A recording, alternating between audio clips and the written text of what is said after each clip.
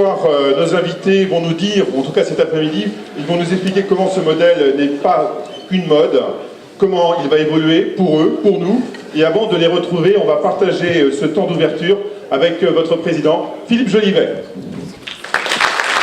C'est une rencontre, le rendez-vous est devenu maintenant un temps fort, presque un incontournable, une vitrine pour la compagnie des commissaires aux comptes de Rennes. Oui, tout à fait. Donc cette rencontre avec sur des métiers, sur l'économie, sur des choses qui évoluent autour de nous, notre environnement, c'est essentiel. Et puis donc on a beaucoup de jeunes, on a chez l'entreprise, on a un petit peu tout notre environnement qui est là, donc c'est important. Alors, économie collaborative, qu'est-ce qui vous a poussé vers ce choix, ce thème, cette année? L'économie collaborative, c'est quelque chose qui était tout à fait nouveau, c'est de la nouvelle économie, c'est l'évolution qui est en marche. Et comme on a beaucoup de changements, nous aussi, au niveau de notre réglementation, au niveau des technologies, au niveau de tout ce qui est big data, etc., on est en adaptation permanente vis-à-vis de tout ça. Donc, voir ce qui se passait dans l'économie collaborative, qui sera sans doute ce qui va impacter nos métiers peut-être demain, parce qu'on sera confronté à tous ces aspects, c'est important aussi pour nous. Et ce matin, lors de votre AG, vous avez commenté les résultats d'une étude sur l'avenir de l'audit. Est-ce que cela passera notamment par l'économie collaborative? Sans doute, peut-être. On verra cet après-midi qu'est-ce qui va en sortir, on le verra tout à l'heure. On a vu ce matin avec les intervenants et l'enquête qui a été donnée qu'on a tous besoin d'anticiper, tous besoin de voir ce qui va se passer dans le futur pour pouvoir s'adapter, adapter nos méthodes, adapter notre métier. Et donc, anticiper, c'est le maître mot là aujourd'hui. Très bien, merci Philippe. On vous retrouve en fin de session pour les 4 points clés à retenir, ce qu'il ne fallait pas manquer. On sera avec vous tout à l'heure. On va essayer de trouver les 4. Merci. Je pense que vous n'y manquerez pas.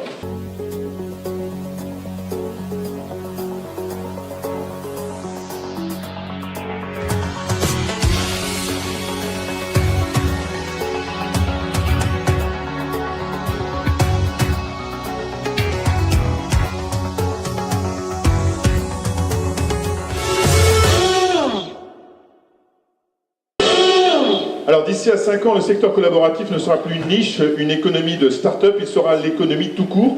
C'est ce qu'il disait il y a 2 ans dans le magazine L'Expansion. Un jeune homme originaire de Nancy, diplômé de l'école de commerce de Lyon, grand voyageur, fondateur de WeShare en 2012. Merci d'accueillir notre expert de l'après-midi, expert spécialiste des modèles d'innovation et d'organisation collaborative en open source, Antonin Léonard. Merci, bonjour à tous.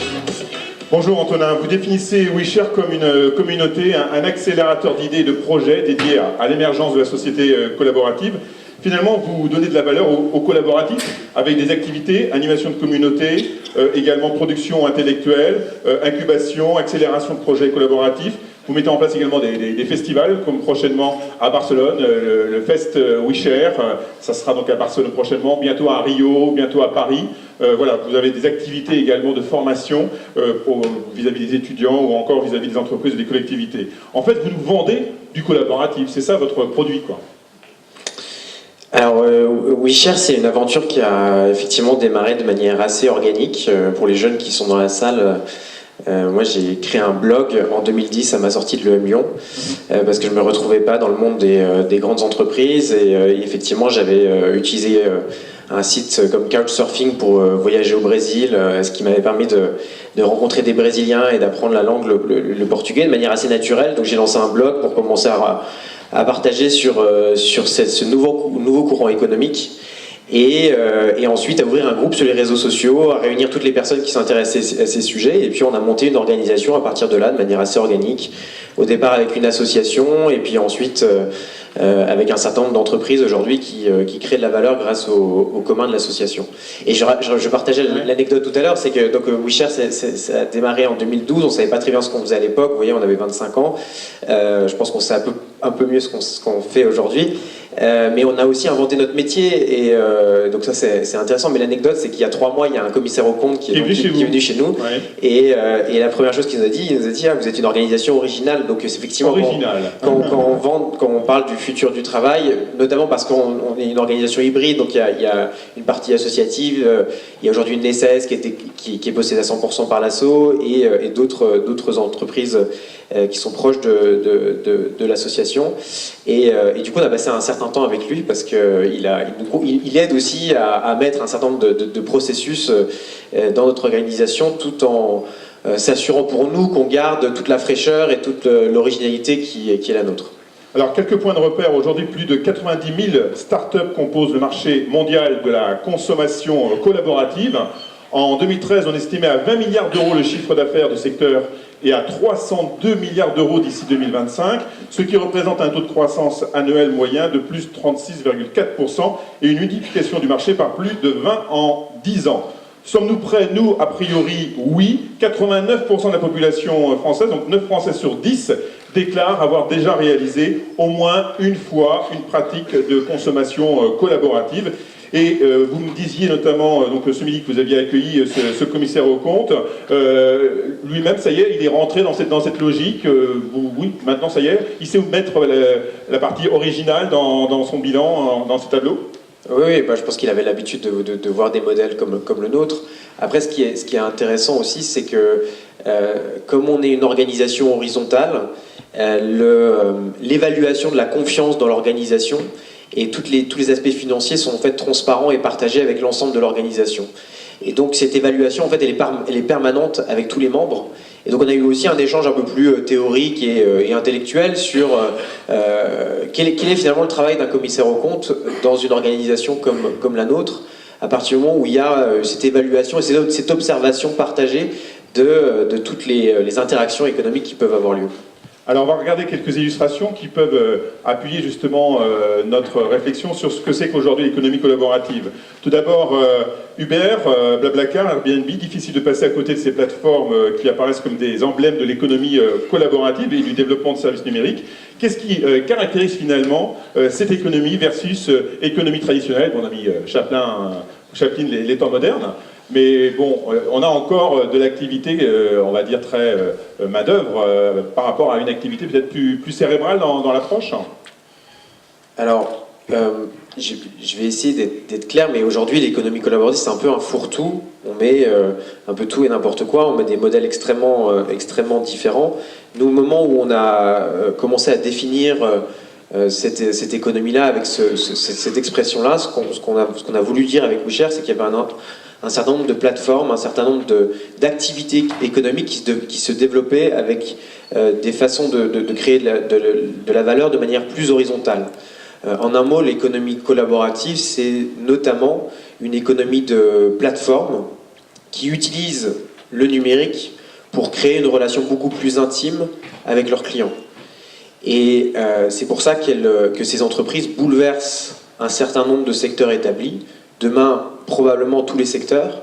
Et effectivement, une des questions à se poser, c'est quels seront demain les secteurs bouleversés et qui seront les acteurs qui pourront remonter la chaîne de valeur. C'est souvent ce qu'on dit dans les modèles de plateforme, et je peux peut-être citer deux exemples. C'est que l'une des grandes forces de ces entreprises, c'est qu'elles captent énormément de données. Elles ont énormément d'informations sur les usages qu'elles rendent possibles. Donc si on prend deux exemples, c'est le cas de Airbnb, qui aurait dit il y a 4 ans, quand Airbnb était au début de sa croissance, qu'Airbnb allait construire des quasi-hôtels. Ce qui est le cas, donc il y a 1 mois, Airbnb a créé un espace qu'on appelle co-living, parce que c'est entre l'hôtel et l'auberge de jeunesse, si vous voulez. Ils l'ont créé au Japon, parce qu'au Japon, ils ont un peu de mal à se développer pour des questions à la fois réglementaires et culturelles. Et qu'est-ce qui se passe?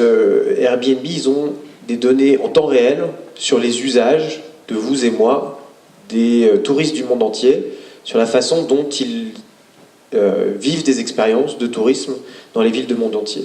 Ce qui leur permet finalement d'anticiper les usages, les attentes des consommateurs de demain. Et je crois que c'est ça vraiment qu'il faut comprendre, et pourquoi est-ce que ces entreprises ont une force peut-être supplémentaire sur un certain nombre de... Donc c'est la valorisation notamment des informations, des données qu'ils récupèrent via ces plateformes, c'est ça qui donne toute la valeur par rapport à ce qu'ils ont, c'est-à-dire... Oui, parce que le chiffre d'affaires de ces entreprises, il est souvent encore très minime, hein. Elles sont loin d'être rentables. En revanche, c'est cette capacité à capter les données, et d'ailleurs pas toujours à les partager. Je pense que c'est un des enjeux réglementaires. On se concentre énormément sur les enjeux fiscaux, et on a raison de le faire, mais il y a aussi des enjeux considérables autour des données, et notamment les villes pourraient être amenées dans les années à venir à faire des alliances pour contraindre les plateformes à partager leurs données. Un autre exemple, on parle de Uber. Si on se dit qu'aujourd'hui que Uber est une entreprise de transport, on se trompe. Uber, c'est une entreprise de logistique. Ce que Uber est en train de faire, c'est de construire des réseaux logistiques, dont aujourd'hui, je ne sais pas, 300, 400, peut-être plus, des villes dans le monde. Et Uber, c'est évidemment le transport de personnes, mais c'est aussi et surtout le transport de tout type de biens.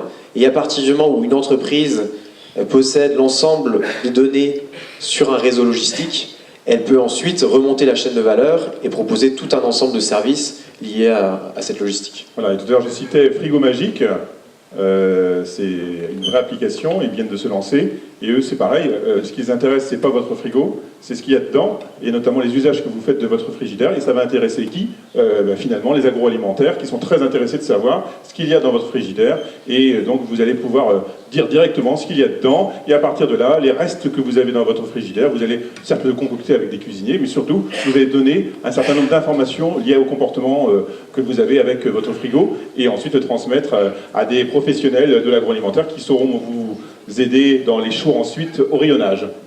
Et je crois que c'est important de comprendre qu'il y a aujourd'hui une grande diversité de modèles dans l'économie collaborative.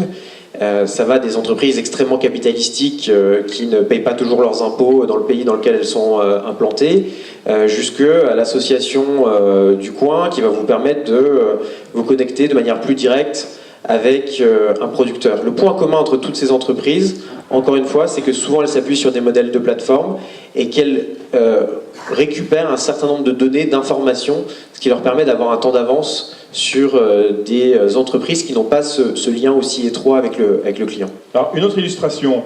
L'économie collaborative, c'est non seulement une succession de start-up, dès qu'on pense économie collaborative ou nouveau modèle, on pense start-up, mais c'est aussi un nouveau modèle, une nouvelle façon en tout cas de repenser le travail, une remise à plat des hiérarchies, un développement du travail indépendant, comme c'est le cas aux USA, avec un tiers de travailleurs indépendants aux USA, et ça va augmenter, puisqu'en 2020, il pourrait être 1 sur 2 travailleurs indépendants. Et est-ce finalement ce système que l'on voit, est-ce l'origine du développement de l'économie collaborative ou finalement une conséquence ? C'est une question qui revient tout le temps autour du numérique et des nouvelles technologies. Est-ce que c'est le numérique qui crée de nouvelles émergences culturelles, d'une nouvelle culture, ou est-ce que c'est une nouvelle culture qui rend possible de nouvelles technologies? Et la réponse, c'est évidemment que c'est un peu des deux, qu'il y a en fait une dialectique entre les deux. Après, le mouvement indépendant, il est pas nouveau, il a aujourd'hui plutôt mauvaise presse, parce que on se dit que la montée des travailleurs indépendants contribue à la précarisation. Et je crois qu'il faut faire la différence entre deux types peut-être de travailleurs indépendants. Il y a d'un côté ces grandes plateformes qui ne salarient pas les travailleurs et qui du coup sont parfois dans des situations légales assez compliquées. Uber a connu 2 procès contre lui et a dû payer 100 millions de dollars aux chauffeurs qu'elle sollicite via un statut indépendant. Et donc il y a une grande question aujourd'hui sur toutes ces plateformes qui mobilisent des travailleurs à la demande, qui les mobilisent quelques heures ou quelques jours par semaine. Est-ce qu'elles vont devoir demain salarier ces travailleurs? Et d'ailleurs on voit beaucoup de plateformes qui décident de salarier les travailleurs pour proposer une expérience de service, une expérience à leurs clients qui soit meilleure. Parce qu'un travailleur qui est salarié, c'est souvent quelqu'un qui a une relation peut-être plus forte avec son entreprise et qui va fournir un service de meilleure qualité. Et donc ça va être intéressant de regarder dans les années à venir comment est-ce que ces plateformes vont pouvoir continuer à se développer sans salarier la plupart des travailleurs qu'elles sollicitent, parce qu'aujourd'hui leur modèle économique repose principalement là-dessus. Si demain Uber doit salarier tous les chauffeurs, elle ne pourra pas se développer comme elle l'a fait aujourd'hui et sa valorisation diminuera. Et ensuite il y a un autre mouvement d'indépendants qui est peut-être plus aspirationnel, qui est très présent chez les nouvelles générations, peut-être plus présent chez les jeunes bien éduqués, mais aujourd'hui je crois que c'est 50 ou 70% des jeunes qui ont Bac+3 ou Bac+5, et ces jeunes-là ils se délaissent, enfin ils quittent le monde de la grande entreprise. Si vous allez dans les carrières days aujourd'hui des grandes écoles de commerce, Les grandes banques, elles ont beaucoup de mal à recruter parce que c'est plus du tout aspirationnel d'aller faire sa carrière dans une grande banque. Et donc il faut mettre en parallèle cette défiance du monde de la grande entreprise avec ce développement du mouvement indépendant, de l'entrepreneuriat protéiforme. Et c'est de plus en plus de jeunes aujourd'hui qui préfèrent monter leur entreprise, qui préfèrent être slashers, comme on dit, c'est-à-dire qu'ils ont plusieurs activités. Je disais à midi, il y a une expression qu'on ressort souvent, c'est mon père a eu un métier dans sa vie, j'aurai 7 métiers dans ma vie et mon fils aura 7 métiers en même temps. Ouais. Moi je fais partie de ces gens qui sont slashers et qui ont effectivement plusieurs activités en même temps, parce qu'aujourd'hui, notamment grâce au numérique, mais pas seulement, on a cette possibilité d'expérimenter, de tester de nouvelles activités, d'apprendre en permanence grâce au MOOC, grâce aux plateformes, grâce à YouTube, grâce aux espaces de coworking. Grâce à WeShare. Grâce à WeShare, par exemple. Et ce mouvement des travailleurs indépendants, il est aussi à analyser de ce côté-là. Alors, on associe aussi assez vite les mots gratuité et solidarité au concept d'économie collaborative. Est-ce qu'on a raison de cela? Là, on regarde une image à travers un article de presse sorti dans le Progrès de Lyon où on parlait de la possibilité de mettre à disposition des objets gratuits pour les personnes en nécessité ou pas. D'ailleurs, c'est pas obligatoirement ça, c'est le don. On en parlera également à travers mon petit voisinage. Est-ce que c'est ça, finalement, l'économie collaborative? C'est d'abord du gratuit. Le gratuit qui est très présent aussi dans la culture du web. Hein. On aime le gratuit. L'open source aussi. Oui, alors c'est là où c'est assez compliqué parce qu'il ne faut pas faire confusion entre tous les différents modèles. Ouais. Mais le gratuit dans le web, on dit aussi, si c'est gratuit, c'est que vous êtes le produit. Ce qui veut dire que le gratuit sur Google ou sur Facebook, c'est pas le même gratuit que dans les Repair Café, peut-être sur mon petit voisinage, et dans tous des lieux comme ça, très identifiés localement, qui recréent du pouvoir d'agir, du vivre ensemble, et de la solidarité au niveau local. Donc c'est important de ne pas faire la confusion entre les deux. Effectivement, quand on parle de collaboratif, a priori, ce que ça nous évoque, c'est plutôt la gratuité, c'est plutôt la solidarité, c'est plutôt ces modèles-là. Et aujourd'hui, quand on parle d'économie collaborative, en tout cas médiatiquement, ce qui a été le plus repris, c'est Uber, Airbnb, etc. Or ça, c'est souvent des modèles qui contribuent à l'uberisation, comme on l'a aussi appelé, et donc peut-être à davantage de précarisation.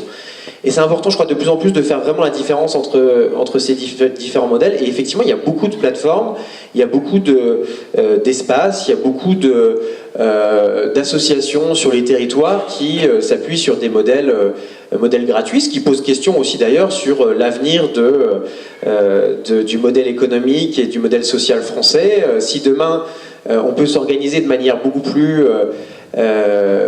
voilà, grâce à des systèmes comme ceux-là, on aura peut-être un peu moins besoin du système financier habituel. Si on prend votre cas, il y a une partie, on va dire, gracieuse, gratuite, et puis une autre qui est payante, où là vous faites quand même votre business, parce que vous avez besoin de vivre, a priori, à la fin du mois, vous avez quand même de quoi vous habiller. Donc vous avez un peu d'argent en poche, vous avez également des collaborateurs. Vous êtes combien à WeShare? Alors on est 15 à Paris. 15 à Paris. Bon, ça fait du monde quand même, en plus il faut vivre à Paris. Donc comment, il y a un business donc derrière quand même. Il n'y a pas que de la gratuité, quoi. Oui, alors là pour le coup on est plus sur la question de l'open source. Effectivement, nous chez WeShare, tout ce qu'on écrit, tout ce qu'on partage, tout ce qu'on comprend, toutes les études qu'on fait, elles sont partagées en open source. On ne vend rien qui ne va être transmis qu'à l'entreprise qui aura payé pour ce contenu. C'est-à-dire que le contenu, on essaie de trouver des modèles économiques alternatifs, on va dire, mais la connaissance, elle est partagée au plus grand nombre. Pourquoi? Parce que nous, on estime qu'aujourd'hui, la connaissance, elle devrait être open source. On estime que les brevets, c'est plutôt une mauvaise chose. Historiquement, ce qu'on oublie parfois, mais les brevets ont été inventés pour protéger les petits inventeurs. Or, aujourd'hui, les brevets, ça conduit notamment à des guerres industrielles entre Microsoft, Apple et consorts qui se battent à coups de brevets, et ça fait pas progresser la connaissance, ça fait pas progresser l'humanité. Et donc tout ce travail aussi qu'on peut faire d'évangélisation autour des concepts d'open access, d'open science, c'est aussi de dire, aujourd'hui toute la connaissance, elle devrait bénéficier au plus grand nombre. effectivement, on se pose la question derrière du modèle économique. Et en ce qui nous concerne, on partage notre connaissance et tout ce qu'on apprend, tout ce qu'on comprend au plus grand nombre, ce qui fait que la marque a un rayonnement, que des gens comme vous nous appelez pour du coup partager ce qu'on a compris. Et quand on nous demande pour le coup de faire une intervention, la plupart du temps, là on demande une petite rémunération. Donc commissaire au compte, open source, hein. Enfin peut-être pas tout, mais peut-être une partie en tout cas. Mais en ce qui concerne les dossiers, je ne sais pas comment on appelle à la fin le bilan, enfin le rapport. Le rapport, il est open source. Enfin, j'en parlais à midi. Le rapport, il est transmis au tribunal et vous pouvez le trouver sur société.com. Alors d'ailleurs, c'est intéressant. Je suis pas sûr que société.com a beaucoup d'avenir devant elle si vous devez payer pour accéder au rapport. Je pense qu'il y a des modèles économiques à envisager pour que tous ces rapports soient accessibles, y compris l'analyse derrière et qu'il y ait d'autres types de prestations qui puissent être vendues en parallèle. Alors actuellement, les initiatives de plateformes sont nombreuses, soutenues par les pouvoirs publics, recherche, innovation. On va le voir avec une illustration. Mais peu trouvent finalement une assise financière solide, à part quelques géants qui se partagent le gâteau, comme BlaBlaCar, Airbnb, Facebook ou autres. Comment imaginez-vous la suite de l'histoire, les freins, les opportunités pour ces plateformes, qu'elles soient petites ou grandes, et notamment on pense aux plus petites, ou celles qui commencent à jaillir, à sortir de terre par rapport à ces gros, à ces fameux GAFA qu'on cite souvent. Oui, nous on observe ce mouvement depuis 6 ans maintenant. Le nombre d'entreprises qui a été créé sur ces différents secteurs qui essayent de les bouleverser avec des modèles de plateforme, il doit être de plus de 1000 en France. Vous l'avez dit, il y a le nombre d'entreprises qui ont connu une très forte croissance, même au niveau international, elles ne sont pas légion. Mais ça, c'est inhérent à l'économie numérique. Pour 10 entreprises qui se créent, il y en a 2 qui vont survivre, et puis il y en a une qui va faire des dizaines de millions, voire des centaines de millions de chiffres d'affaires. Il faut trouver celle-ci, quoi. Voilà, il faut trouver celle-ci, il faut avoir du flair. La bonne nouvelle, c'est qu'il y a un écosystème en France qui s'est mis en place. Souvent dans le numérique, on parle d'écosystème. Donc ça veut dire quoi, écosystème? Ça veut dire qu'il y a un certain nombre de parties prenantes qui rendent possible la création de valeur par ces acteurs émergents. Il y a des financeurs, comme Maïf par exemple, qui a créé un fonds de 150 millions d'euros et qui investit beaucoup dans les startups du collaboratif. Et il y a un certain nombre de très belles entreprises aujourd'hui en France qui sont en forte croissance. Et au-delà de ces entreprises, c'est aussi des coopératives, c'est aussi des associations, c'est aussi beaucoup d'acteurs comme des espaces de coworking, comme les Fab Labs. Et donc c'est important, je pense, de comprendre que derrière cette économie dont on voit souvent les émanations les plus visibles comme Uber ou Airbnb, ce dont il est question, c'est aussi un mouvement culturel, un changement aussi de posture et de perspective vis-à-vis de la consommation, du travail. Donc c'est un mouvement beaucoup plus massif que simplement quelques plateformes qui permettent d'échanger sa maison entre particuliers. Illustration, une nouvelle, voilà, tout de suite. Pour illustrer, c'est vrai qu'il y a un terme qui revient souvent, et en ce moment, en pleine période électorale, et on a pu notamment le vérifier hier soir, pour retrouver les chemins de la croissance, tous les économistes nous disent qu'il faut de la confiance. Le terme confiance, c'est quelque chose qui revient de manière répétée face au vieux modèle. La confiance n'a-t-elle pas finalement trouvé refuge dans cette économie de partage que vous défendez, puisque c'est des valeurs qu'on retrouve de manière très naturelle comme point de départ, comme base sur laquelle s'appuient finalement ces nouvelles plateformes collaboratives?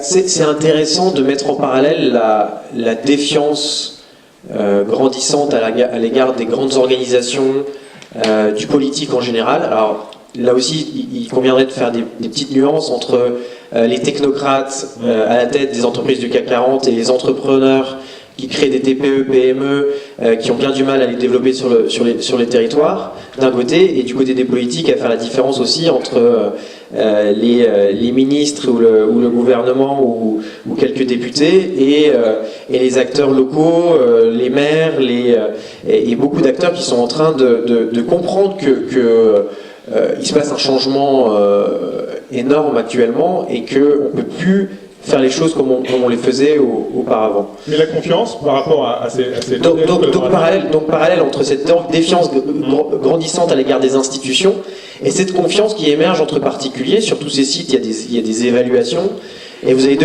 beaucoup plus faire confiance aujourd'hui à un particulier sur une plateforme comme Blablacar qu'à une grande institution.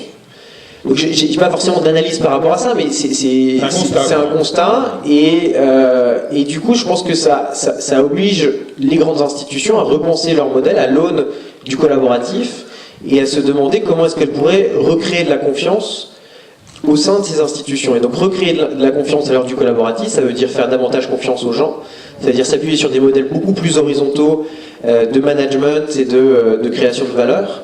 Et ça veut dire probablement, comprendre le numérique et intégrer les logiques du numérique dans son fonctionnement au quotidien. Alors on va regarder une autre photo.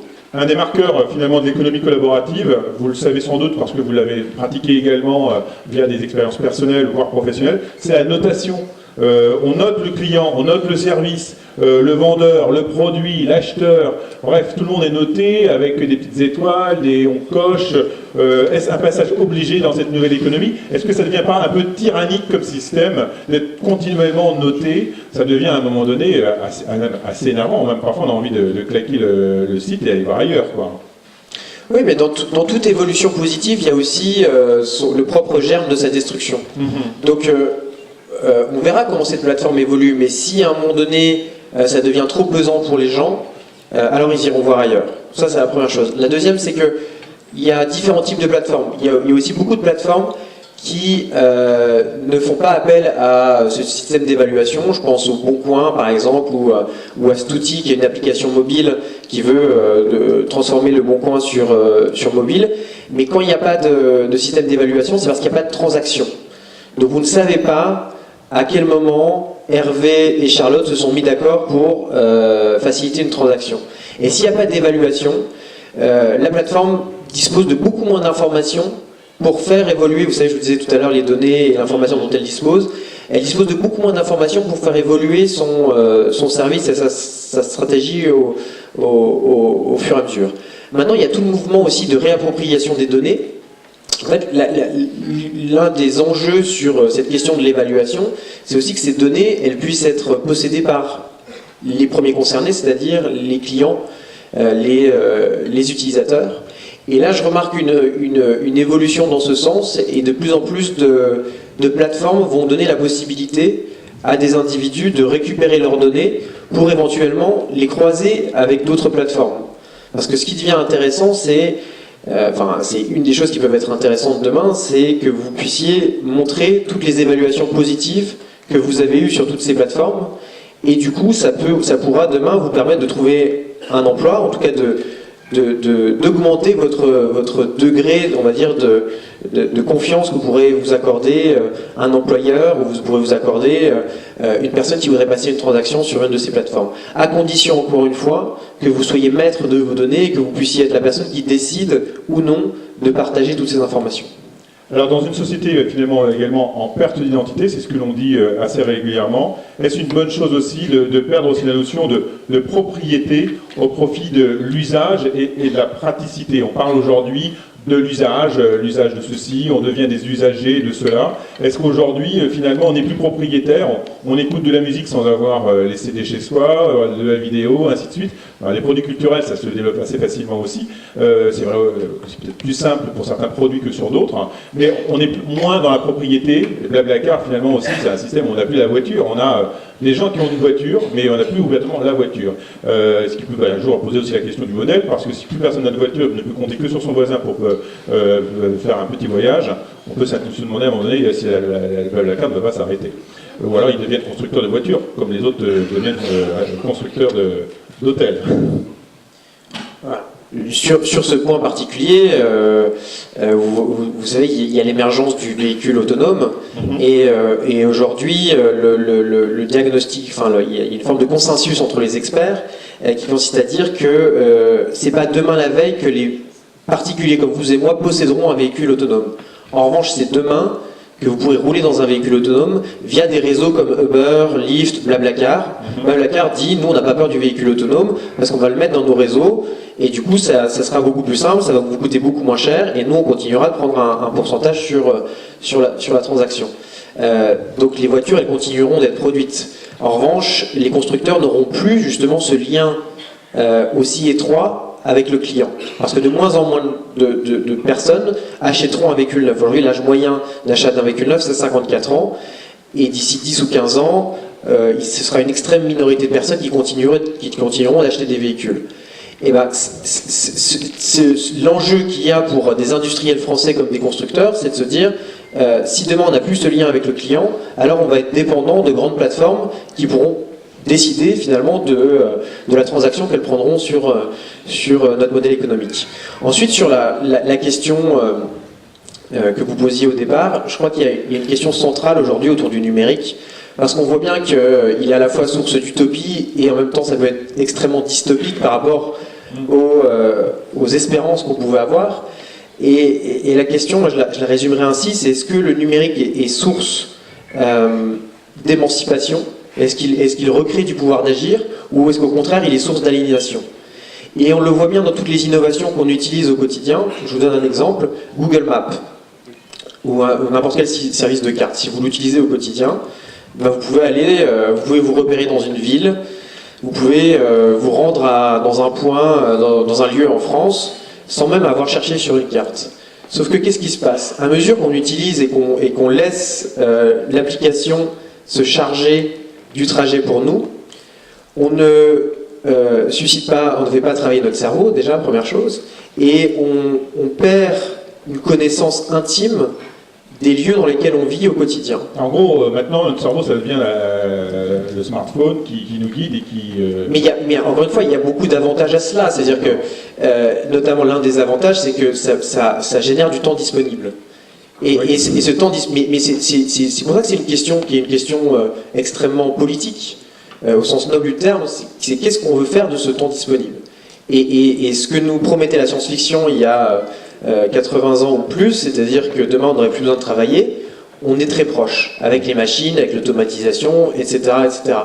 Mais la question c'est, est-ce que demain on sera tous artistes et on utilisera ce temps disponible pour recréer du pouvoir d'agir, pour nous émanciper, pour développer de nouvelles compétences, pour devenir makers, pour réapprendre à cuisiner, pour développer toute une série de compétences qui font qu'on est fondamentalement humain, ou est-ce qu'au contraire, on sera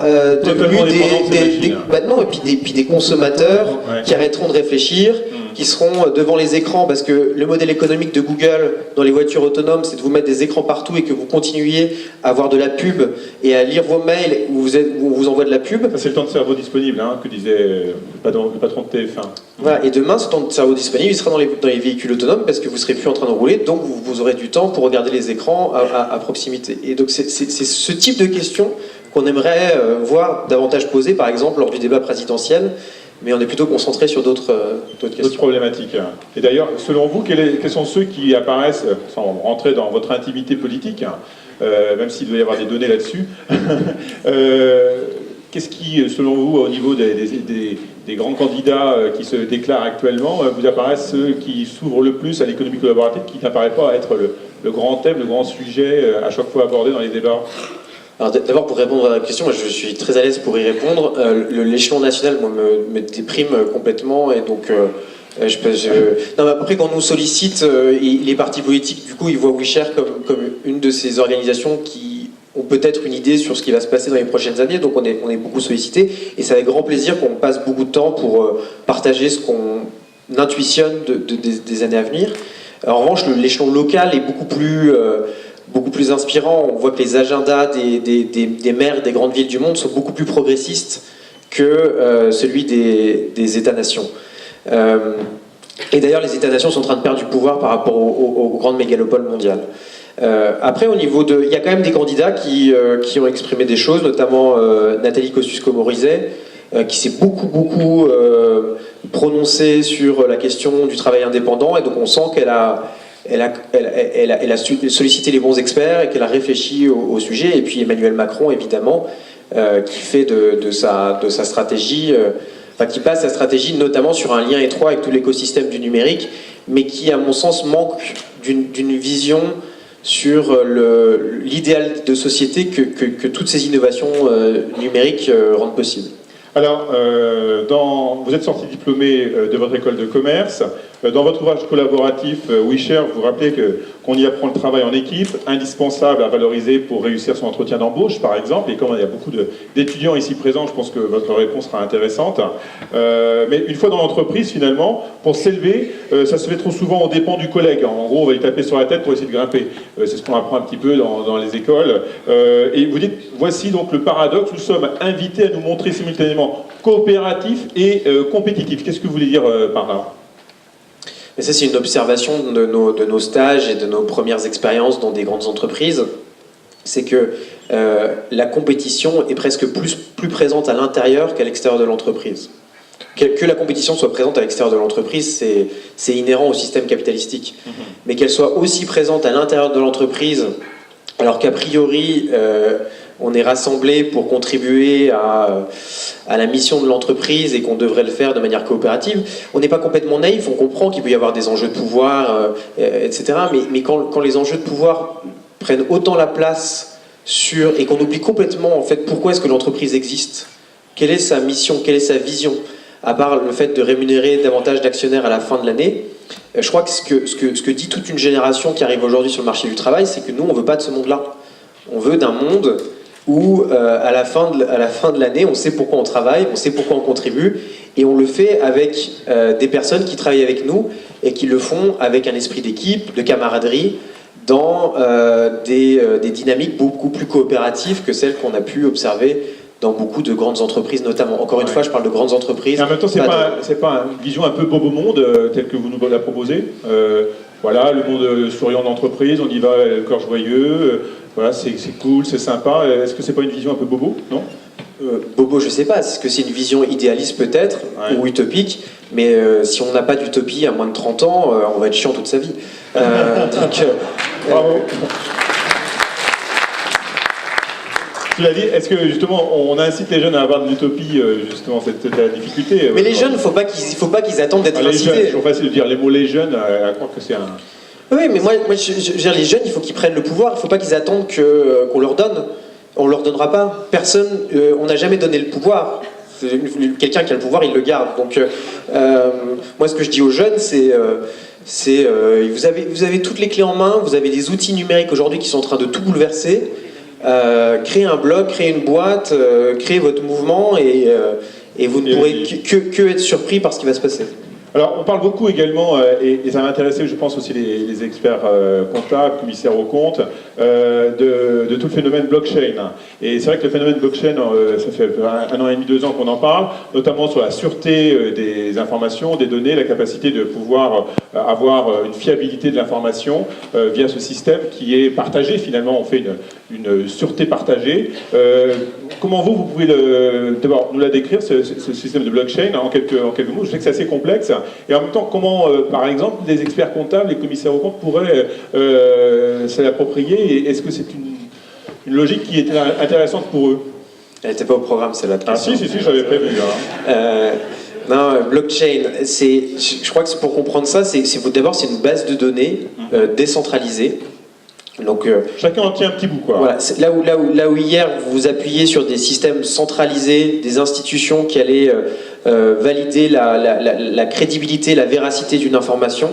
Là, cette information, elle est basée sur justement des bases de données qui sont hébergées sur plein d'ordinateurs et qui sont partagés en commun. Et donc la crédibilité, la véracité, la confiance qu'on peut avoir dans cette information repose sur un système décentralisé et plus sur une institution centralisée, ce qui a priori rend encore une fois la crédibilité de ces informations beaucoup plus importante que lorsqu'on passe par un système centralisé. La raison elle est simple, c'est que ce système centralisé peut être percé.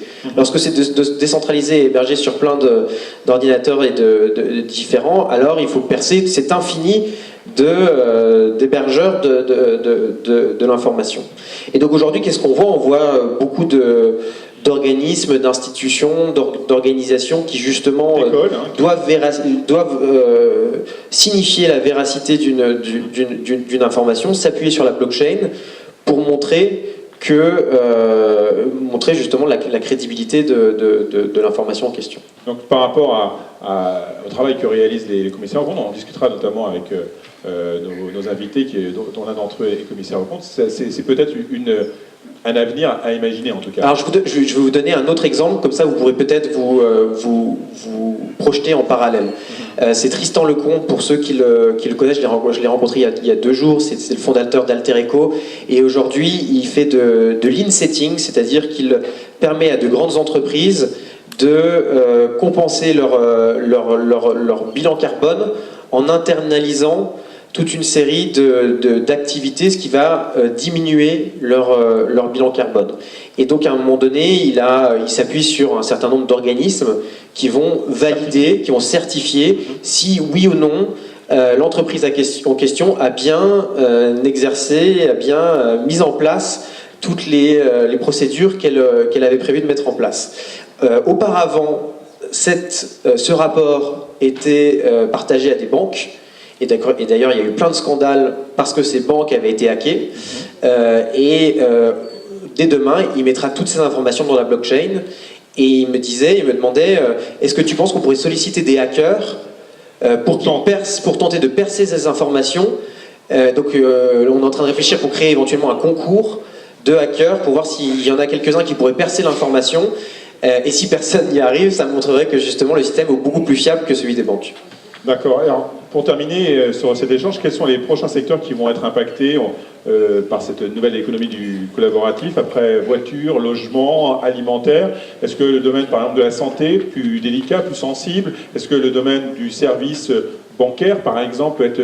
Bon, il y a des plateformes en ligne bancaires, mais au-delà de ça, est-ce que le côté participatif aussi ou collaboratif va pouvoir rentrer de manière plus forte, plus présente dans ces nouvelles activités? Alors, parmi les grandes entreprises que je rencontre et que je côtoie, celles qui m'ont l'air les plus craintives de la transformation en cours, c'est notamment le secteur de la banque assurance.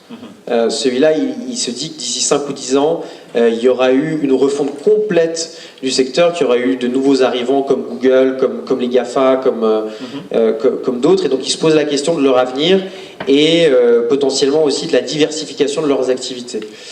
Ensuite, parmi les autres secteurs, il y a le secteur de l'énergie. On parle beaucoup de l'énergie décentralisée. Là aussi, blockchain pourrait avoir un rôle. Ça va notamment... L'une des grandes questions, c'est est-ce que le stockage de l'énergie pourrait être beaucoup plus performant qu'il ne l'est aujourd'hui.